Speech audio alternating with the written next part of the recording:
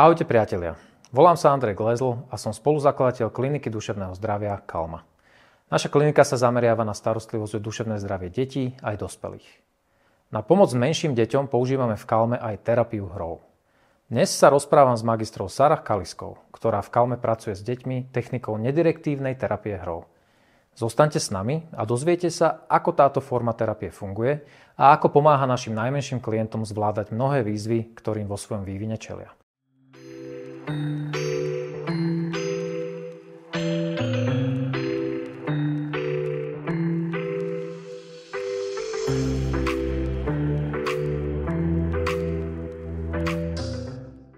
Ahoj Sari. Ahoj Andrej. Čo je to terapia hrou? No, terapia hrou je nedirektívny terapeutický princíp pre deti. Je to vlastne to isté, čo je pre dospelých psychoterapia alebo poradenstvo. Nedirektívny terapeutický princíp. Čo si mám potom predstaviť? Predstav si herničku, v ktorej je kopa hračiek a terapeut tam vojde s dieťaťom, kde dieťa má veľmi jednoduchú inštrukciu, že sa môže hrať ako si praje na tých 45-50 minút, ktoré spolu majú v tej herničke, a tam prebieha ten proces. Wow, to znie ako niečo, čo by som aj možno ja chcel zažiť. Pre koho to je vhodné? Je to vhodné pre detičky, ktoré už sa vedia hrať symbolicky, majú symbolickú hru. To znamená od nejakých 3 rokov väčšinou až do 8-9 rokov približne, ale neznamená to, že to je vyslovene nejak striktne ohraničené na toto obdobie. Kým sa dieťa vie hrať, alebo kým sa dieťa hrá, kým si vyberá sa hrať, tak je terapia hrou vhodná. Čiže staršie deti a dospelí to už... Keby veľmi chceli, tak určite je to v poriadku. Využíva sa to niekedy aj v domovoch dôchodcov, ale najčastejšie je to teda toto vekové ohraničenie. OK. A na akých princípoch to vlastne teda funguje? Keď hovorila si o tej nedirektívnosti, čo ešte viac za tým je? Vieš mi o tom povedať trošku viacej z tej teoretickej roviny? Takže je to o tom terapeutickom vzťahu, ktorý má byť bezpečný a prijímajúci v prvom rade. To dieťa sa tam môže prejaviť, akým spôsobom potrebuje, prejavuje svoje vnútorné obsahy a svoje pocity, svoje emócie, svoje zážitky. A ten terapeut je niekto, kto to dieťa bezpečne sprevádza v tomto procese. Je to v podstate naozaj najmä na to bezpečie, aby to dieťa sa nebálo objavovať svet prostredníctvom tých hračiek v tej herničke a zároveň, aby sa necítilo ohrozené, že možno použije niečo nesprávne, že by to mohlo naozaj byť nejakým spôsobom ohrozujúce pre to dieťa, tak tuto má vlastne tiež tú rolu ten terapeut, ktorý tam dodáva to bezpečie aj hranicami, aby to dieťa samé sebe omylom neublížilo, alebo niekedy možno aj cielene, alebo aby si navzájom nemali ako ublížiť. Čiže toto je ten proces, ktorý tam prebieha. Super. A čo sa teda musí v živote dieťaťa stať na to, aby som začal rozmýšľať nad tým, že či je pre ňo vhodná terapia hrou, alebo musí sa vôbec niečo udiať, alebo že ako to teda je s nejakými symptómami alebo nejakým predpísaním terapie hrou ako procesu? No, nemusí sa aj nič stať. Môže sa stať iba to, že si rodič povie, že terapia hrou by možno mohla byť fajn pre moje dieťa a donesie ho na terapiu hrou. A je to úplne v poriadku, aj keď tam nie je žiadna konkrétna ťažkosť, s ktorou by sa mohli stretávať. Je to však celkom bežné, najmä pri nejakých separačných úzkostiach, iných nejakých úzkostných prežívaniach alebo pri adaptácii v škôlke, pri nástupe do škôlky. Keď sa dejú nejaké väčšie zmeny v rodine, ako príchod súrodenca, alebo sťahovanie, rozvod, rozchod, úmrtie možno v rodine, že sú tam externé faktory, ktoré ako keby nám môžu napovedať, že terapia hrou by bola vhodná, a sú tam aj nejaké faktory možno tej rodinnej atmosféry, toho prežívania samotného dieťaťa teda, pokiaľ sú tam možno ťažkosti s flexibilitou, s nejakým prispôsobovaním sa na zmeny, alebo vidíme, že to dieťa dlhodobo sa začína správať nejak inak a zdá sa nám to možno nejaké podozrivé, tak je vždy vhodné sa možno zamyslieť nad tým, že sa aspoň s niekým poradiť. Že či by náhodou nejaká alternatíva nebola dobrá pre to dieťa. Čiže buď môžem preventívne, ak sa dejú nejaké situácie objektívne, také ako si popísala sťahovanie, príchod súrodenca alebo nejaké zásadné zmeny alebo nejaké životné udalosti, môžem preventívne s dieťaťom prísť a absolvovať terapiu hrou ako nástroj, vďaka ktorému možno, že predídem nejakým ťažkostiam, alebo pozorujem, ako sa dieťa správa a podľa toho, že čo badáme, či tam nejaká zásadná odchýlka od toho, ako sa štandardne doteraz prejavovalo, tak v takom prípade môžem vyhľadať odborníka a minimálne to skonzultovať. Áno. Keď sa pobavím o tej druhej alternatíve, že tá dieťa sa nejako prejavuje a mne sa to nezdá, lebo ako vnímavý rodič som zbadal, že je tam nejaké zásadná zmena správania, či už je to dieťa smutnejšie, alebo má väčšie výbuchy hnevu, alebo je nejaké iné, keď to tak mám povedať. Tak ako potom prebieha ten celý proces, že keď za tebou niekto takýto príde? Ten proces v podstate prebieha veľmi rovnako. Na začiatku máme konzultáciu spoločnú, terapeut a rodičia, kde sa rozprávame o nejakých, teda o tých konkrétnych ťažkostiach, možno o konkrétnych situáciách, kde sa tie ťažkosti prejavujú. Zadefinujeme si spoločne ciele, alebo teda nejaké očakávania naše, pretože tie ciele sa tam relatívne ťažko formujú, keďže je to nedirektívna terapia hrou. Čiže si to dieťa vyberá ten proces, ktorý potrebuje si absolvovať. Ale teda tie očakávania tam rozhodne sú a tie si teda zadefinovávame. A potom prechádzame teda do toho, že tam je vždy nejakých 10-12 stretnutí s dieťaťom, ktoré sú vlastne ako keby ten základný balík toho terapeutického procesu, kde vieme už naozaj prísť k nejakej zmene. Čiže ten samotný proces prebieha tak, že vojdeme s dieťaťom do herničky a dostane inštrukciu, že máme tu teda tento spoločný čas a môžeš sa tu hrať, ako si ty praješ. Ako to vyzerá v tej herničke? Čo tam to dieťa nájde? No sú tam rôzne typy hračiek. Sú tam hračky také symbolické hračky, potom sú tam také na starostlivosť hračky, čiže nejaké bábiky a starostlivosť od tie bábätká, hej, ale je tam aj lekársky kufrík. Je to ako keby, že na rôznych úrovniach hračiek máme ako keby hračky na starostlivosť, potom sú tam hračky na nejaké agresívne prejavy, na spracovávanie nejakej agresie. To môžu byť pištolky alebo puta, potom sú tam je tam napríklad bobo, čo je teda vák na bitie, na búchanie. Tam si môže vyslovene vybiť nejakú zlosť možno, keď má dieťa v sebe. Potom sú tam malinké postavičky, väčšinou tam máme pieskovisko, tam aj stan alebo nejaký iný predmet, ktorý umožňuje dieťaťu sa možno aj schovať a mať také nejaké svoje súkromie v rámci tej herničky a vytvoriť si ešte v rámci toho bezpečného miesta svoje vlastné bezpečné miesto. Takou poslednou kategóriou sú kreatívne potreby, kde si dieťa môže vytvoriť čokoľvek v podstate z papiera, z nejakých nálepok, taký celý box väčšinou tam býva. A potom ešte senzorické nejaké hračky. Sú tam hračky, ktoré by mali vedieť reprezentovať v podstate akýkoľvek obsah života dieťaťa. Vieš mi na nejakom konkrétnom príklade ilustrovať, že ako ten terapeutický proces v rámci terapie hrou prebieha? No tak napadá mi možno taký pekný terapeutický proces s dieťaťom so selektívnym mutizmom, čo znamená, že nie v každom prostredí teda rozprávalo to dieťa. Doma rozprávalo a teda v ostatných priestoroch buď šuškalo, šepkalo alebo nerozprávalo vôbec. A teda na začiatku bolo aj to ladenie také úzkostnejšie možno a hralo sa najskôr iba otočené chrbtom, tak aby som nevidela na tú hru. A potom neskôr ďalšími stretnutiami sme sa vlastne stále sa ako keby približovalo ku mne to dieťa.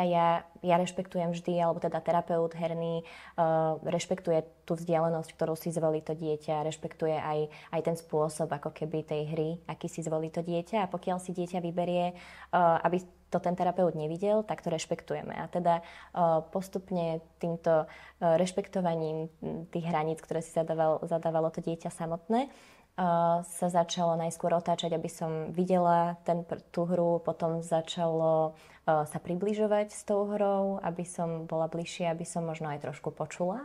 Ten šepot v tej hre začal byť výraznejší, hlasnejší ten šepot a začala sa tá hra točiť najmä okolo dialogov. Takže postupne sme sa dopracovali vlastne až k tomu, že na nejakom 10. stretnutí už sa teda dieťa rozprávalo a začalo hovoriť úplne nahlas a to nám umožnilo vlastne ukončiť tento terapeutický proces úspešne.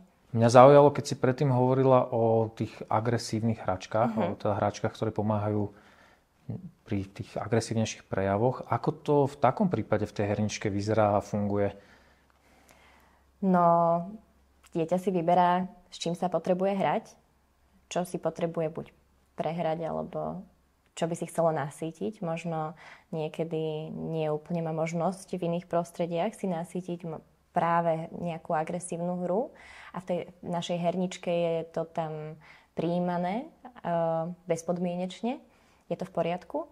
A buď to plynule prejde cez nejakú hru s nejakým obsahom, až do nejakých možno agresívnych prejavov na tie konkrétne dané hráčky, ktoré sú na to zamerané, alebo niekedy naozaj príde dieťa s nejakou vnútornou tenziou a vie, že tam je to už teda v poriadku a rovno si poboxuje do toho panáka boxovacieho. A väčšinou teda po chvíľke, keď už to má nasýtené, tak prejde buď do iných hier. Niekedy to samozrejme, pokiaľ tá tenzia v tom dieťati je trošku väčšia, pokiaľ možno naozaj rieši nejaké väčšie negatívne obsahy, tak to vie trvať aj viac stretnutí. Toto možno ventilovanie si tej vnútornej agresie, ale teda prechádza to potom neskôr do iných obsahov. A keď teda sme už pri tých agresívnych hračkách, tak by som možno rada naviazala aj na tie pištole, lebo s tým často sa pýtajú teda rodičia, že či je to v poriadku mať v takomto terapeutickom procese takto veľmi v podstate agresívnu zbraň. Za nás, herných terapeutov, je to v poriadku, najmä preto, že tá skúsenosť je pozitívna s tým, že nasýtia si to tam, naučia sa, ako s tým narábať. Nie je to už také impulzívne možno to narábanie s tou hračkou ako takou a zadávajú sa tam samozrejme hranice, ktoré to dieťa už pozná v rámci toho terapeutického procesu a dokáže si tým pádom to preniesť aj do toho reálneho sveta. Ja si viem predstaviť obavu rodiča, ktorý si môže povedať, že keď mu dovolím sa s týmto takto hrať, tak len to v ňom podnecujem a on potom si bude robiť, čo chce. Stretávaš sa aj s takýmito obavami u tých rodičov a ako ich ošetruješ? Určite áno, určite sa s tým stretávam, ale stretávam sa aj s tým, že detičky, ktoré to majú doma zakazované, majú väčšiu tendenciu sa s týmito hračkami v herničke hrať. Stretávam sa ale aj s tým, že keď im je to umožnené, tak už na tých ďalších a ďalších stretnutiach vlastne chytajú tie hračky menej a menej, až sa ich vôbec nechytia. Uh-huh. Čiže vlastne táto skúsenosť je väčšinou relatívne liečivá aj pre tých rodičov. Stretávajú sa s tým aj oni doma, že teda keď majú možnosť tie deti v herničke sa zahrať s takýmito hračkami, zbraňami, tak keď už dojdú niekam na návštevu, kde sú takéto hračky k dispozícii, tak tiež už menej k ním inklinujú. Ja by som prirodzene nadviazal teda na tú úlohu rodičov, lebo vnímam, že je asi veľmi významná. Tak skús mi popísať trošku viacej to, že ako je vlastne rodič do toho procesu zapojený, čo sa od neho očakáva a kedy vie a akým spôsobom najviac pomôcť. Rodič je zapojený cez konzultácie rodičovské v rámci tohto procesu a je teda zapojený Najmä tak, že komunikuje zmeny, komunikuje nejaké svoje pozorovania z toho domáceho prostredia, komunikuje aj teda terapeut naspäť nejaké možno symbolické obsahy a potrebuje to byť vzťah, ktorý je tiež bezpečný. Ideálne, pokiaľ tí rodičia teda participujú aktívne obaja na týchto konzultáciách a komunikujú nejaké svoje postrehy. Cez tie princípy, cez pochopenie tej terapie hrou dokážu aj veľakrát rodičia si niečo preniesť ako keby do domáceho prostredia, tým, že to dieťa už je na to možno aj zvyknuté v tej herničke na tie princípy, akými to funguje, tak lepšie na to reagujú v tom domácom prostredí a dokáže to byť také aj uľahčenie pre tých rodičov niekedy. Môže terapia hrou u dieťaťa fungovať aj v takom prípade, ak napríklad jeden z rodičov s tým nie je úplne stotožnený, že na také niečo dieťa chodí, alebo vyslovene, že s tým až nesúhlasí? Určite áno. Terapia hrou sa využíva aj u detičiek z detských domovov alebo napríklad na území školy niekedy. Samozrejme rodičia sú o tom informovaní, ale nie vždy tento proces prechádza ako keby rovnako ako takýto typ terapie hrou, kde vlastne sa nakontaktuje rodič na nejakého psychológa alebo liečebného pedagóga alebo niekoho podobného, kto vykonáva tento typ terapie. Rozhodne to je podporné aj v prípade, že jeden z rodičov s tým nie je stotožnený. Samozrejme má to väčší význam alebo teda väčšie zmeny môžeme vidieť, minimálne o nich vieme viac, pokiaľ tí rodičia sú stotožnení s tým a pokiaľ spolupracujú, pokiaľ komunikujú, pokiaľ tie princípy tej terapie hrou možno si nejakým spôsobom aj osvojujú alebo im aspoň rozumejú. Aj keď to tak nie je, tak už len ten samotný proces toho reflektovania na tie pocity dieťaťa počas tej terapie samotnej pomáha deťom veľakrát komunikovať lepšie svoje pocity, svoje potreby, svoje prežívanie a už len to samotné dokáže byť veľmi liečivé pre aj vzťah rodiča s dieťaťom. Na začiatku sme spomínali o tom, že do toho procesu vstupujeme s nejakými očakávaniami s ohľadom na to, že s akým problémom tam vlastne to dieťatko prichádza. A chcem sa spýtať, že čo sa považuje za úspech? Kedy vieme vyhodnotiť, že tá terapia bola úspešná? Možno, že aj to by mohlo odpovedať rodičom na otázku, že čo vlastne od toho môžeme očakávať? No tie očakávania sa tak menia v tom procese, pretože ako teda sme už spomínali, že to je nedirektívna forma terapie, tak to dieťa si samé volí, že čo potrebuje riešiť, ktoré obsahy sú pre ňoho ťaživé alebo možno nejakým spôsobom si ich potrebuje ešte spracovať. A tým pádom tie očakávania sú naozaj veľmi orientačné s tými rodičmi. A to dieťa si naozaj vyberá to, čo potrebuje. Takže tie zmeny tam vidieť sú, len nie vždy vieme očakávať správne, ktoré zmeny a nie vždy to, čo si my myslíme, alebo teda čo si aj rodič myslí, že z toho plynie možno nejaká ťažkosť alebo nejaký problém, môže s tým naozaj priamo súvisieť a môže to byť niečo iné. Čiže že ukončujeme ten proces a berieme ho za úspešný vtedy, keď sa začnú diať pozitívne zmeny a je to ako keby kontinuálne, hej? Že stále sa to buď zlepšuje, alebo keď náhodou, že je to externý činiteľ nejakých ťažkostí, tak keď ten zmizne zo života toho dieťaťa, tak vtedy napríklad, keď dojde naspäť k nejakej pozitívnej zmene, tak vtedy ukončujeme proces. Vedela by si mi to prípadne ilustrovať na nejakých konkrétnych príkladoch z tvojej praxe, že čo si zažila ako takéto úspechy, ktoré potom aj rodičia vnímali? Možno, že nešli do toho procesu s očakávaním, že také niečo sa stane, ale udialo sa to a oni to potom prijali, že áno, toto je úspešný výsledok tej terapie. Napríklad jedno dieťa, ktoré som mala v terapeutickom procese, prišlo do toho terapeutického procesu s možno nejakými ťažkosťami, s tým, že nevedelo to dieťa si povedať, že kedy potrebuje sa ísť vycikať. Hej? A pri hre proste na to zabúdalo a neriešilo to. Ale teda koniec koncov toto za nejaké 3-4 naše spoločné sedenia sa začalo jemne zlepšovať. Nebolo to nejaké veľmi výrazné, ale to dieťa začalo komunikovať všeobecne svoje prežívanie. A rodičia teda na druhej konzultácii prišli s tým, že najväčšia zmena, ktorú badajú, je to, že si dokáže samé to dieťa nastaviť tú možno nejakú svoju hranicu alebo vymedziť tú svoju potrebu tým rodičom a pomenovať ju jasne.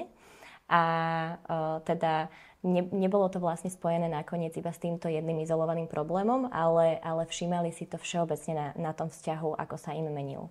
To znie úplne úžasne. A vďaka čomu si myslíš, že sa to stalo? Alebo ako keby, čo prisudzuješ tej role terapeuta? Že ako môže on pomôcť, aby dieťatko absolvovalo takúto úžasnú zážitkovú jazdu? No, znova pripomeniem, že je to proces, ktorý si to dieťa samé volí, ale pravdepodobne tam mohlo prísť k nejakej pomoci zo strany terapeuta, najmä v tom, že ten terapeut v tom procese pomenováva všetko, čo vidí.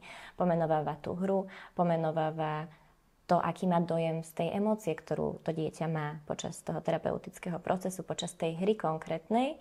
A v podstate všetko je zamerané na to dieťa.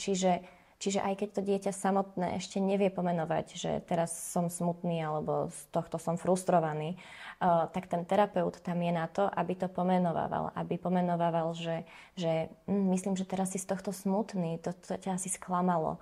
A podobne, že vlastne cez to rozširovanie možno tej slovnej zásoby alebo možno používania tej slovnej zásoby, ktorú už to dieťa má a pozná v konkrétnych situáciách, ktoré sa týkajú toho dieťaťa, to môže pomáhať tomu dieťaťu pomenovávať si to potom same pre seba. Skladá, či tá rola toho terapeuta je tam naozaj že významná práve aby mohol toto premostenie tomu dieťaťu pomôcť si vytvoriť. Môže byť. Skvelé. Kedy naopak terapia hrou nefunguje? Alebo mala si už aj také zážitky, že si zistila napriek dobrému úmyslu a napriek dobrým ambíciám, že to nebola úplne tá najvhodnejšia forma, alebo bolo potrebné odporučiť nejaký iný proces na vyriešenie symptómu, s ktorým dieťa prišlo? Môže sa stať, že nie pre každé dieťa je vhodná terapia hrou, najmä keď sú prítomné nejaké diagnózy vážnejšie. Moja osobná skúsenosť je napríklad s poruchami autistického spektra. Nie vždy je to vhodné, väčšinou to nie je vhodné pre detičky s poruchami autistického spektra, ale to neznamená, že to nie je vhodné pre žiadne detičky s poruchami autistického spektra. Mala som už v terapii hrou teda aj dieťa, ktoré bolo s poruchou autistického spektra a terapia hrou bola vhodnou terapiou. Takže je to veľmi individuálne, je to naozaj, to závisí najmä od toho, ako prebehne tá úvodná konzultácia a ten prvý kontakt s tým dieťaťom. Je to vždy na zvážení. No a ďalšou teda takou možno nie úplne kontraindikáciou je možno naozaj na také serióznejšie zváženie, že či terapia hrou, izolovanie je vhodnou terapiou, keď je tam nejaká možno ťažká traumatizácia. Pokiaľ sú to možno problémy, ťažkosti, ktoré sa dajú akútne, možno intenzívnejšie riešiť iným spôsobom, ktorý je na to priamo určený, tak vtedy by som určite odporúčala to zvážiť minimálne. Ale nikdy vlastne terapia hrou nie je nejakým spôsobom negatívna, že nemá negatívne účinky na to dieťa, takže nemôžem povedať, že je nevhodnou v akomkoľvek prípade. Sari, prečo si vybrala terapiu hrou ako metódu, s ktorou pracuješ, a povedz mi aj trošku viac o tom, že ako sa vlastne môže človek stať terapeutom s touto technikou? Potrebuje človek absolvovať certifikované vzdelávanie, ktoré trvá väčšinou rok, zameraná na konkrétne túto nedirektívnu metódu terapie hrou. A ja konkrétne som si to zvolila hlavne preto, že celkom inklinujem ku tej rogersovskej, humanistickej, na človeka zameranej psychológii, z ktorej vlastne toto vyplýva. A o to viac, že je to zamerané na deti, ktoré si naozaj verím v to, že vedia samé vybrať, že ktoré obsahy potrebujú spracovávať a riešiť a samé sa najlepšie poznajú. A v tomto smere terapeutickom im dávame tú dôveru v ten proces. Skvelé. Ďakujem ti veľmi pekne za tento inšpiratívny rozhovor. Ďakujem aj ja. Ak nechcete premeškať naše ďalšie videá, nezabudnite sa prihlásiť na odber a kliknúť na zvonček. Tešíme sa na vás.